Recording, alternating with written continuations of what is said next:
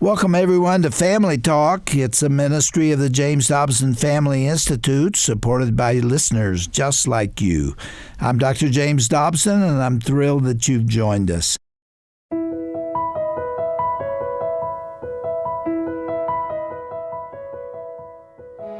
Welcome to Family Talk. I'm Roger Marsh. Today's edition of Dr. James Dobson's Family Talk is a classic episode that was previously aired in 2019. Since then, today's guest, Jonathan Teague, is now the Senior Associate Pastor at Prestonwood Baptist Church. In this recording, he was a minister to married adults. Here now is Dr. James Dobson to introduce today's program. Well, hello, everyone. You're listening to Family Talk, which is a ministry of the James Dobson Family Institute. I'm James Dobson, the host of the daily broadcast, and I thank you for joining us today. We have a very interesting topic to discuss today, and it revolves around the millennial generation. You know, we hear so much about millennials these days, and most of what people say is negative. They say millennials are spending their time in their parents' basement. They're playing video games. They're self-possessed. They're progressive or liberal. They're not very religious. There's a lot of things that's said about millennials, and most of it is really not very flattering. Some of that's probably not true, and we want to talk about that today. Some of it very well may be true, but I want to learn something today because this is a generation after my earlier days dealing with families and marriages and schools and all of that. So the world is moving on, and I want to catch up with some of it today. And to help us do that, we have with us Jonathan Teague. He's a minister to married adults at Prestonwood Baptist Church in Plano, Texas. Dr. Jack Graham is a great friend of mine. He's a senior pastor. For nearly 20 years, Pastor Teague has worked in various roles in the church. He's dealt with a lot of young people, teenagers and millennials and those afterward. He is in the studio with us today to discuss that generation. And I don't want to be condescending because many members of that generation are listening to us. I have to believe that. And it's a pleasure to be able to talk to them, but not only to them and about them, but directly to those that have questions about how they should be living their lives and about our love for Jesus Christ and what that means day by day. There's just so much here that we can talk about, and I'm looking forward to it. Pastor Teague, thank you for coming.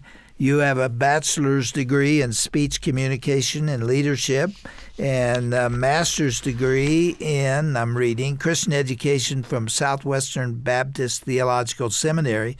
My wife Shirley has an honorary doctorate from there.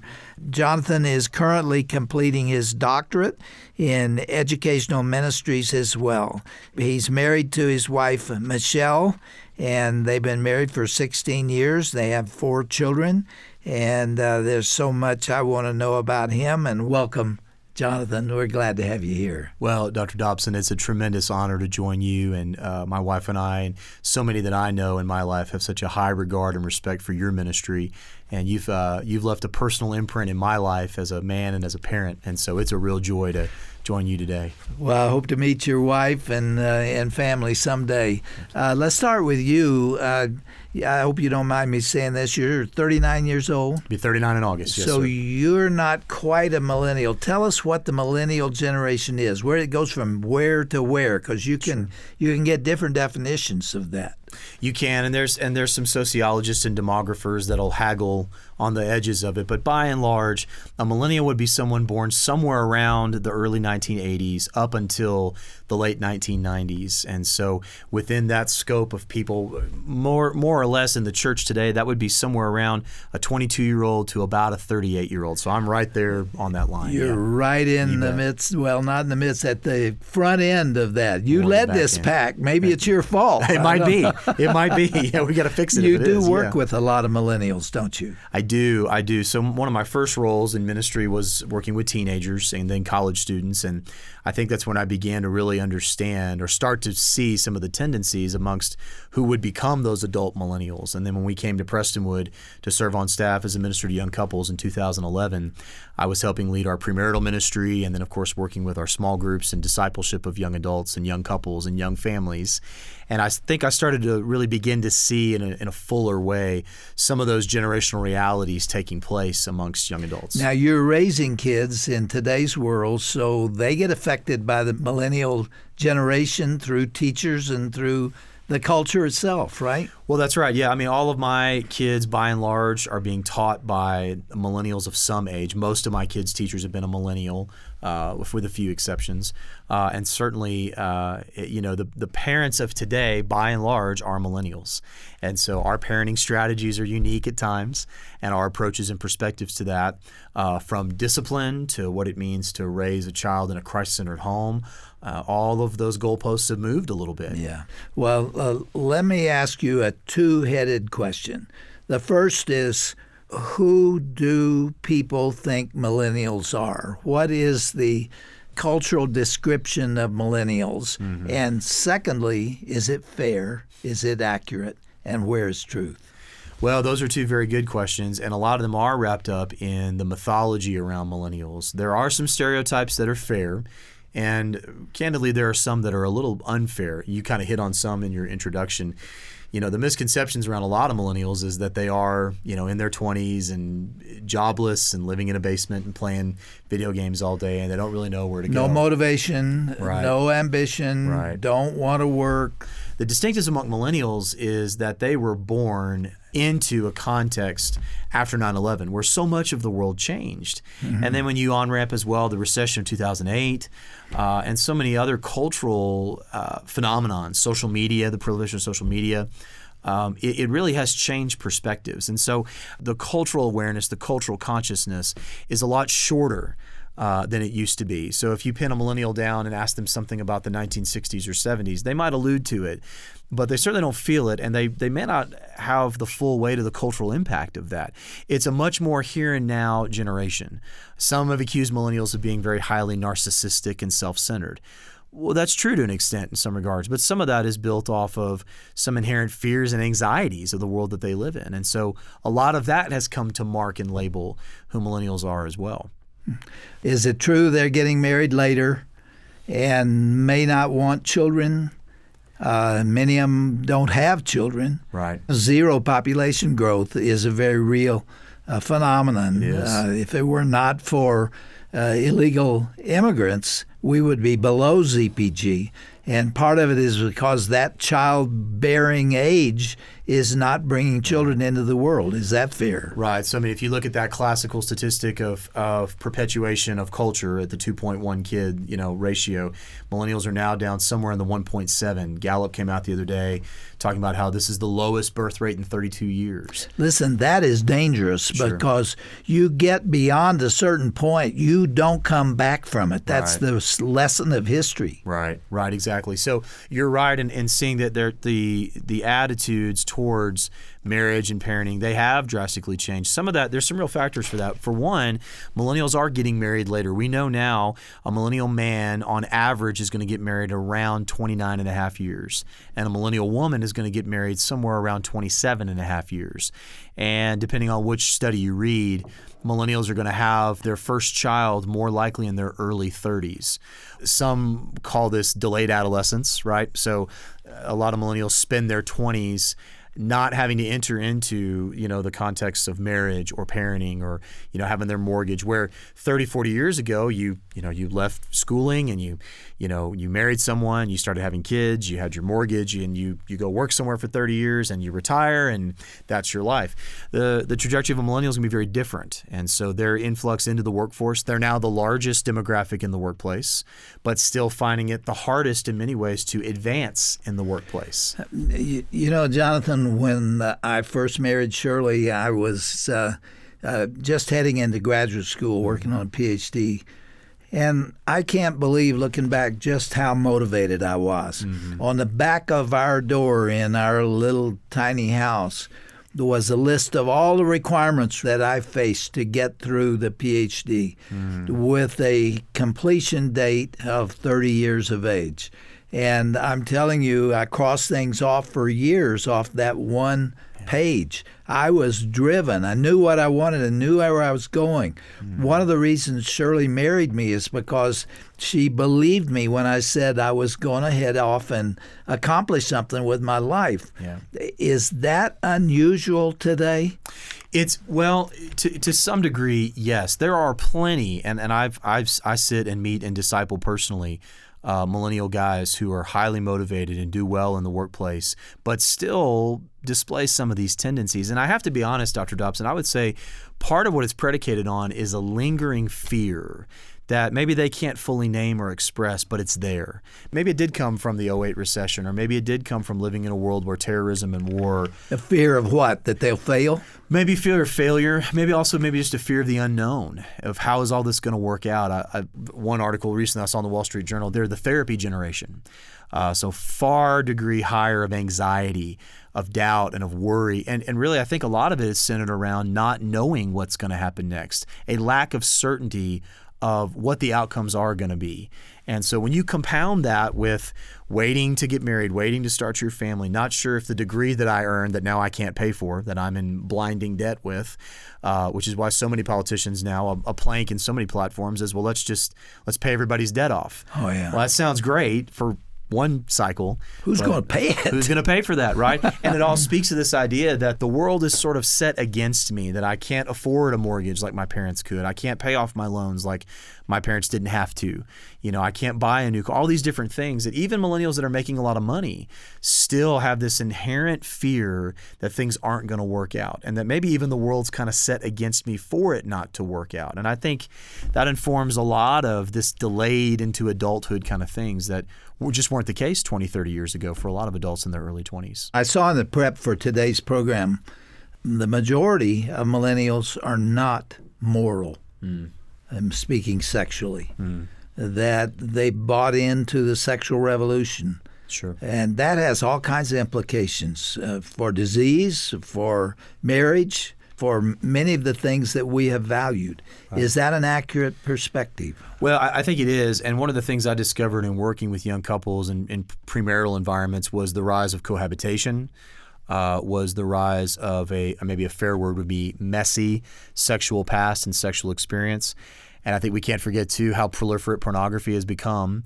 And so when you have so many millennial men in particular who in their 20s, exposure to highly sexual content and things like that, it altered and warped their sexual outlook, their sexual ethic. And so, of course, that has massive implications in their relationships and their marriages. My first book was Dare to Discipline, was written in 1970. The version of it that's out now continues to be 42 years later, was a revision. But that first book, I talked about the sexual revolution. We were in the midst of it when I was writing that book. I started in 1969. And the whole notion of make love, not war, right. And, if it feels good, do it. Right. All that had gripped the nation. And I wrote at that time, if men can get what they want sexually from women, it will change the way they see marriage. I wrote that in 1970. That's kind of proved to be true, has it not? Well, I think it has. And the brokenness of so many young men it related to just their sexual past and what they've experienced and been through. There's so much in disciple-making relationships where we're doing a lot of damage control. And we're just trying to help reframe for a lot of young men what it means to honor their wife. It's a lot of rebuilding work. It's there. And I think it is more proliferate now in the culture. It's far more accepted. And so the deck is stacked a little bit in that regard against Do millennials understand the concept of sin? That's a great its question. Consequences. Yeah. When I was growing up, I knew the universe has a God. Right. And we knew what his name was and what he required and what he would do if we didn't follow his commands and dictates. That was very much a part of our culture as a Christian young man growing up. Yeah. Do the millennials grow up understanding that? Do they think they can get away with things that have traditionally been prohibited? Well, part of the issue there is I would have to honestly say that the perception of sin is highly customized, and that's a distinctive of millennials in general. Very individualistic. Fair or unfair, there is a deep self-centeredness there, and of course that's nothing new. But I think it is exacerbated and highlighted in this generation more so. So that's affecting marriage and the weakness of marriage certainly, today. Yeah. I mean, one of the things I learned as a 22-year-old husband was that if I was going to live well with Michelle, I'm not saying I mastered it, but I figured this out pretty quick. That marriage is a sanctifying experience. And if you're not willing to begin to live with and love your wife in a servant-minded kind of way, you make the marriage context already more difficult than it should when you want to be selfish rather than selfless. And that's a distinctive that a lot of millennials still struggle through. Again, I think a lot of that's rooted in fear. Can I trust you? Will you be committed to me? Will you stay? They've seen a 50+% divorce rate. They've seen fair or unfair, despite our best efforts in the church. A lot of millennials have simply decided that marriage is at best a contractual agreement that's open to interpretation. And so I think some of why they're waiting longer to be married is built to a lot degree around just simply a difficulty to trust and to be able to set themselves in a committed relationship with another person and really give themselves away that way. You asked about sin and consequences. I think all of that is tied in. When so much of my world is built around what makes me happy, what makes me feel good, what makes me feel safe, then I think we start to look less at what are the consequences of what I'm doing versus what are the inherent benefits. And if you leave behind the reality of sin and its consequences and only chase after what you think is beneficial to you, you've actually created a destructive cycle in your life, and you don't even realize that you're doing it. Well, it's perfectly reasonable that if a young man and woman have climbed in bed with each other at 15, 16, 17 years of age, and that's become a pattern of sleep with whoever, whatever you want to do, you do, and who cares? It's not any of your business. Right. You do that all through your formative years. It's going to affect your commitment to the relationship with your spouse. Right. And we mess with that and tamper with that, we will necessarily undermine the entire concept of lifelong commitment. I cannot imagine my being unfaithful to my wife, Shirley, not because I'm a saint, but because I believe that. I believe when God said, "Thou shalt not," He meant it. Right. And you shake your fist in his face, and there will be consequences. I feel like this generation has fallen victim to some of the nonsense that came out of the 60s when everything biblical and everything holy began to crumble. Right. And those concepts were passed on to the next generations and has come down to this day. Well, I think you're right. And I think so much of what marks a millennial's worldview is built around questions and skepticism. And of course, sadly, recently in Southern Baptist life, the sexual abuse report just came out at our annual convention, and we're finding about some of the terrible things that were happening in our churches. What's terrible about that, of course, is that they are by nature terrible. But then, of course, what that does is to an onlooking younger generation already skeptical about the credibility of the church, and a generation that's craving authenticity. That's an important word when trying to understand a millennial. They deeply desire authenticity. One of the struggles there, though, is to translate what they mean by it and then how you do it for them, how you produce it. Well, one of the ways you can rob authenticity of anything you're doing spiritually is when things like that come out. And of course, it needs to come out. It needs to be dealt with correctly. And being a big hypocrite doesn't do anything to impress the younger generation. So millennials are coming up into a cultural awareness of the 2000s, and I remember going to college and the scandal with President Clinton was going on. That's I remember my cultural awareness really coming full bore at that experience and beginning to see the various just political instability and world instability and the arguing and the public discourse eroding as it has. A lot of millennials look at institutions at large and they just simply approach them with deep skepticism. By and large, because they haven't proved, at least to their standards, to be working, to be functional. Is that an excuse? Well, it is for some. I don't think it's a valid excuse. I think candidly. What does that have to do with God? Well, if you're immoral, that doesn't change my obligations to him. Right. That's right. And therein lies, I think, one of the larger struggles for those of us that give a lot of time to discipling millennials. Therein lies the largest struggle is when you step back and look at it objectively, much of what a millennial is going to struggle with isn't necessarily valid, except it is for them. I remember having a conversation about a year ago in a training environment with mostly baby boomers and Gen X folks in the room. And they made the statement to me when I started explaining some of the things millennials have experienced and gone through. And one gentleman in particular said, I lived through communism, the Cold War, nuclear test drills under my desk that weren't going to save my life, the 60s and assassinations and all these things. And you're telling me that a millennial's been through this, and if I got over it, they can't get over it? And I said, well, yeah, kind of. And he said, that doesn't make sense to me. And I remember looking at him and saying, I appreciate what you're saying, and you're not wrong, but here's the difference. So many millennials struggle to, number one, have a full appreciation for what you're talking about. And number two, because of that, they simply don't know how to care about what it is you're saying. So they default to the experiences that they've had, and that becomes valid for them, and it trumps the experiences that you've been through. It causes a major disconnect for us when we're trying to disciple younger adults, because the idea of leaning back into what we said is reliable, they don't always find reliable. So we have to rebuild that reliability, and we do it through authentic lives, not just what we say, but how we live. And this is nothing new. Jesus is saying this. Paul's saying this to us in the Scripture.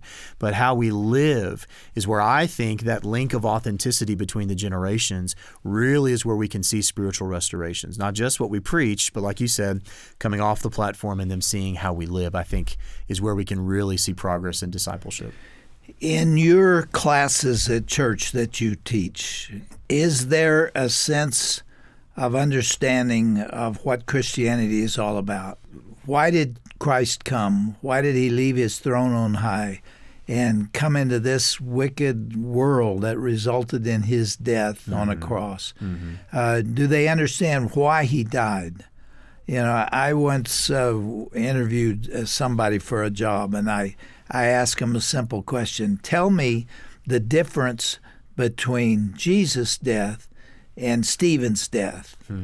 They both were martyrs, and they both died a horrible death, and they both loved God. What's the difference between the two? Yeah. Stephen's death doesn't have anything to do with me. Right. He can't forgive my sin. Right. And he does not lay out the boundaries of what morality and decency are all about. That's right. Jesus is the only one who can do that. Do they understand that messianic role that Jesus played? Well, I say this pretty regularly. I think most millennials I've encountered are fine with Jesus, but they struggle with the standards of his kingdom.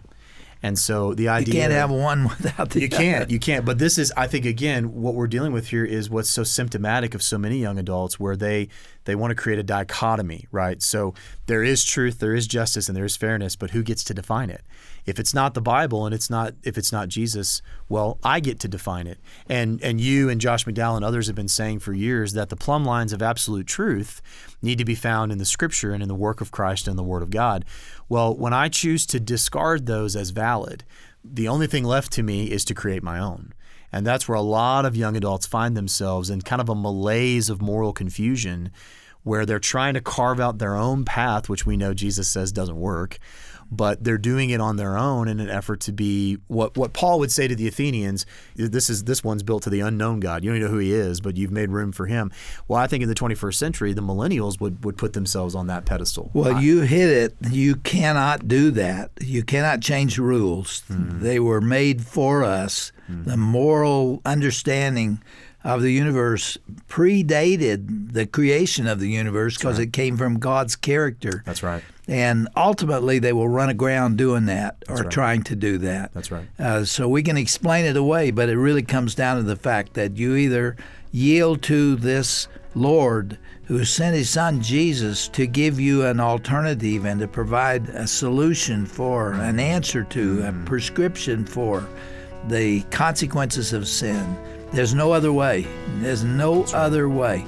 Jonathan, I've enjoyed talking to you. Let's talk some more next time. Love to. Thanks for being with us. Thank you, Dr. Dobson.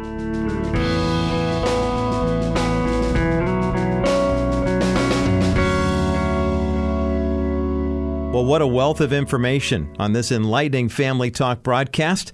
You know, it's a sad reality that the institution of the church has driven many away from the gospel. We must be righteous representatives to all people groups, especially young people who are looking for answers. I'm Roger Marsh, and today on Family Talk, Dr. James Dobson's guest has been Jonathan Teague, Senior Associate Pastor from Prestonwood Baptist Church. Visit today's broadcast page at drjamesdobson.org to keep up with him on social media. There you'll also find a blog that Pastor Teague wrote for us on this very important topic as well. Find all that and much, much more at drjamesdobson.org and then click onto the broadcast button. Well, we have run out of time for this program, so be sure to join us again tomorrow for the conclusion of Dr. Dobson's riveting conversation with Pastor Jonathan Teague.